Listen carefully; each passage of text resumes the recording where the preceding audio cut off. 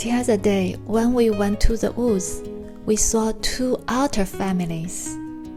They were swimming in the water and they were so playful, diving, jumping, and just playing with each other and playing with water.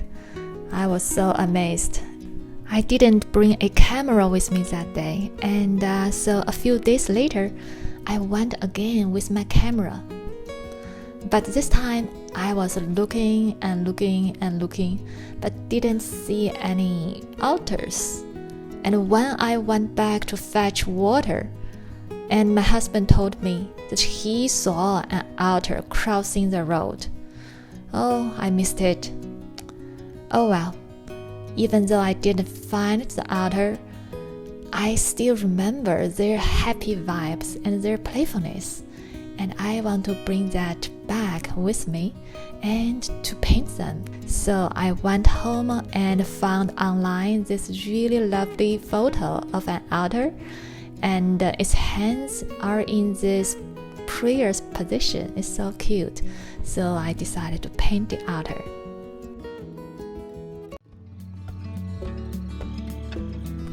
I start first with a color wash, so it's a way for me to just feel the energy of my painting subject, to play with water and to try out different color combinations and see that if I could express the energy of the subject without the shapes but just with the color. Color is such amazing energy by itself. So here is what I was doing, and the otter is gray, so I went for some neutral tones, but still I like colors, so I'm adding different colors here and there and see what different kinds of gray I could get. So here's what I have. I just love to watch the colors flow and play with each other. It's already so fun.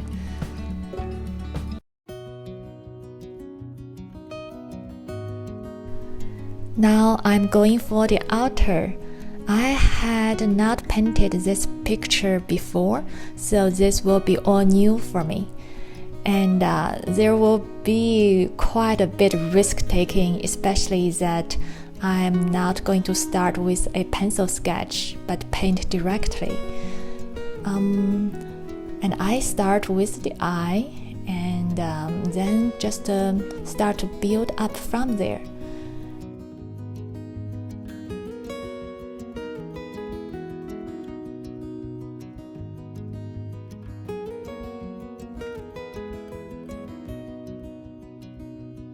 I put down clear water, so even though with no color on it, it actually serves a guide for me to see the face that's taking place.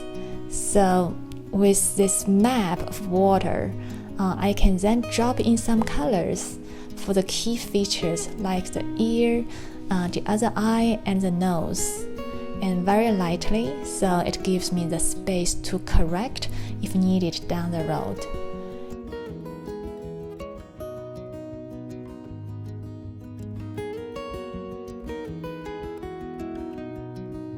And you can also see that this way of painting is actually really effective. Just a dot of color, and this little otter seems to already coming out on the paper, and with a smile. I love that smile. So now I'm happy with the main position of these key features, and I just with darker and more pure pigment, I go in to define a little bit more.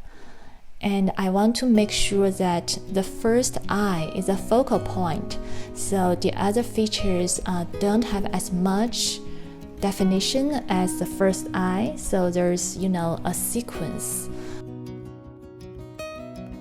Okay, next, normally I would have gone in to continue to paint the face, complete the face, but for this otter, it's actually the most interesting thing is its prayer's position.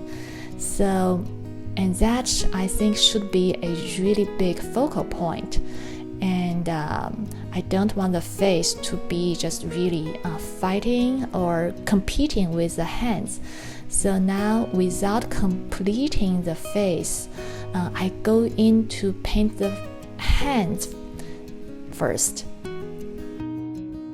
I actually really don't know how to paint hands, and I rarely paint hands, but I do know that I can paint light and shade.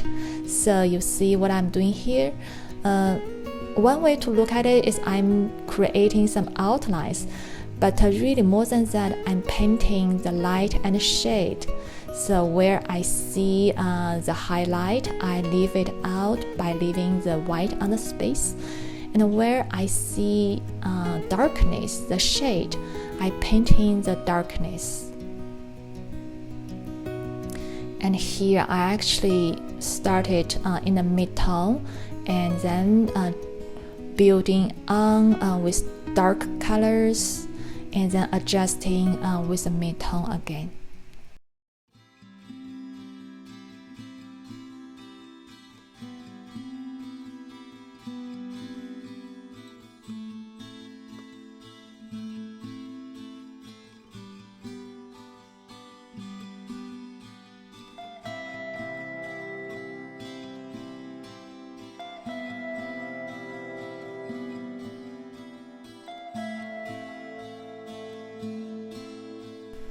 Now I'm coming in to paint the other hand, and like I did with the first hand, I'm painting the light and shade pattern.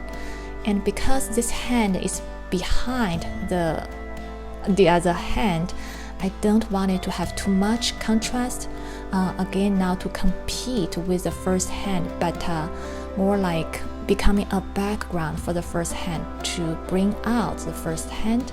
So after I put down the light and shade, or really the darkness, I'm softening it so it doesn't have too much a contrast.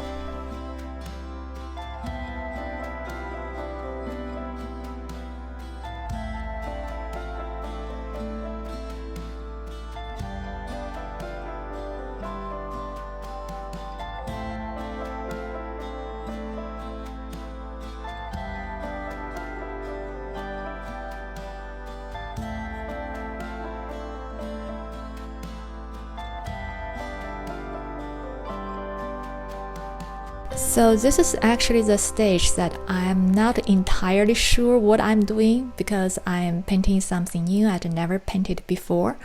I'm just following the guidelines, the existing knowledge I had with painting the light and shade, and see if it would work out.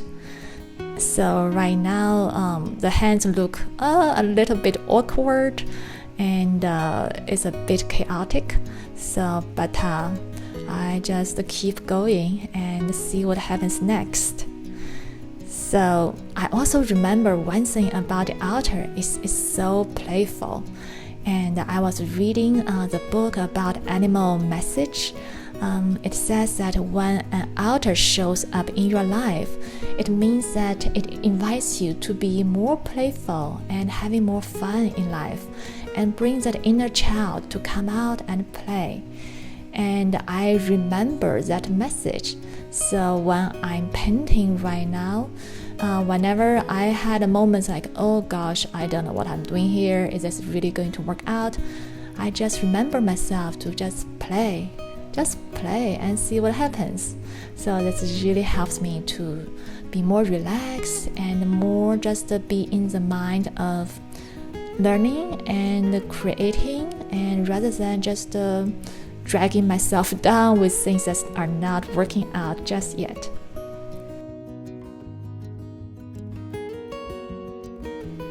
So here I start to paint the arm of the Otter, and it first has such an interesting texture, and especially when it's between dry and wet, this stage that this little Otter is in.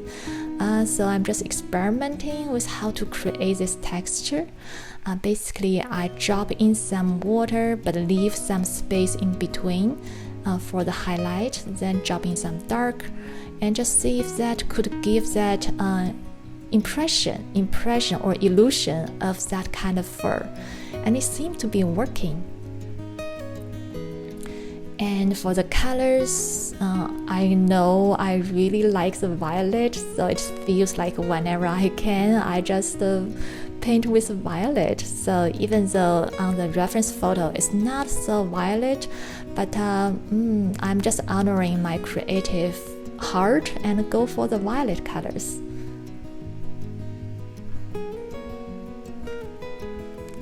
So at this point, this little otter somehow starts to have life. You know, there's a point when you paint, it starts to have a life of its own, and this is a place where I feel it. And more interestingly, somehow this little one, it starts to feel like a Zen master with that arms. It looks like almost it is wearing a robe and has such a lovely, cute, and mysterious smile. And just so fun now to watch it.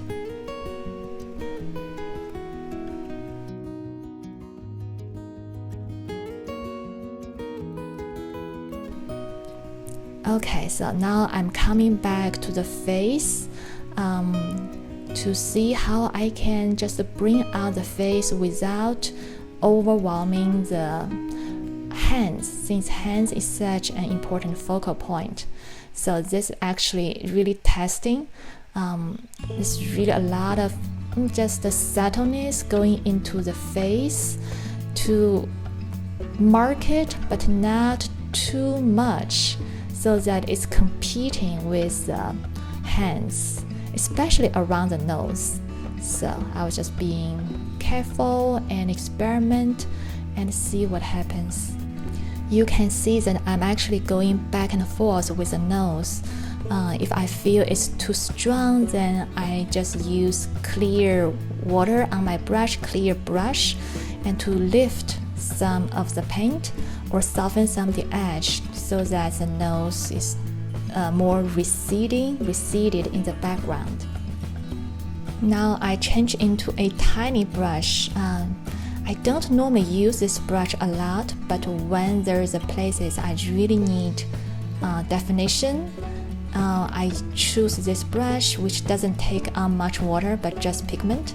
That helps to define the features as more accurately.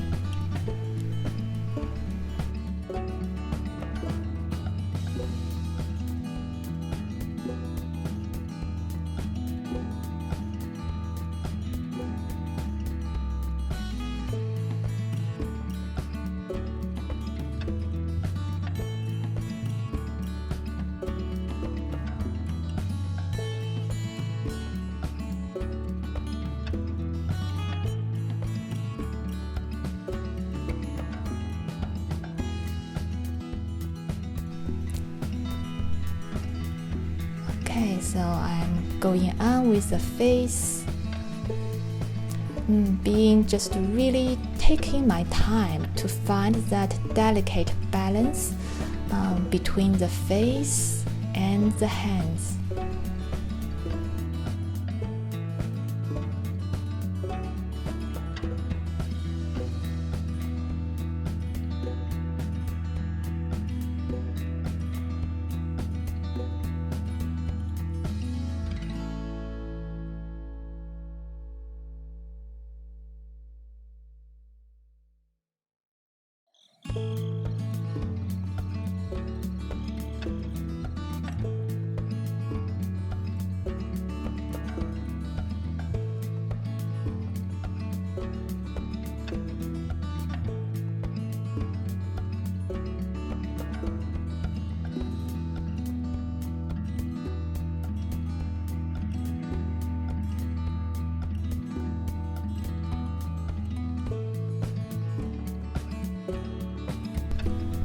Now I'm ready to bring in the background.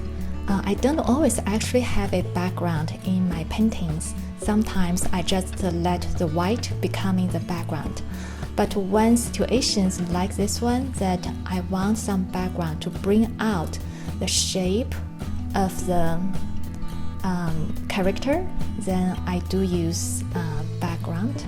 So what I do here is that to have this softness of the edge of this little character, I use clear water to paint first. Yes, around the area that I want to have the background, I use clear water to paint to have that shape. And then I drop in the colors from there, so the colors feels more naturally without hard edge.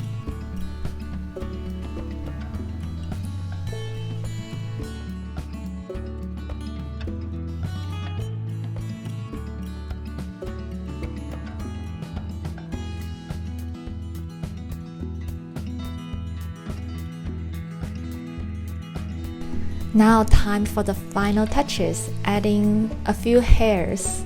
So I just use a really small brush, tiny tipped brush, and add a few hairs here and there. And this is the time that I could get carried away and just putting on too much hair, so it looks really hairy. So I just need to remind myself to not to put on too much hair. And also, finally, the whisker. So the whisker on the reference photo is actually white. And I know that it's probably hard for me to bring the white out since my little guy, he is light. He's not that dark. So I decided to just use dark color for the whisker. And it served the purpose well, I think.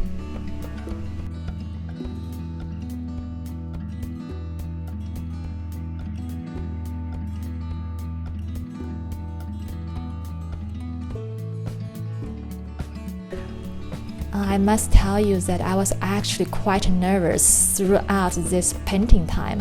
One thing is I always got nervous when I'm videotaping myself painting. And secondly, this is a new subject I never painted before, so it's all whole new learning for me. But then I just keep reminding myself, just play.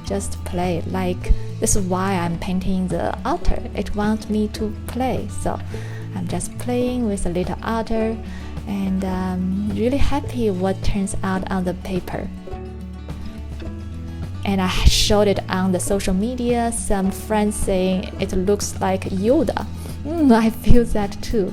Yeah, this really sweet little one has this lovely smile, like a little Zen master. And I really enjoyed painting him.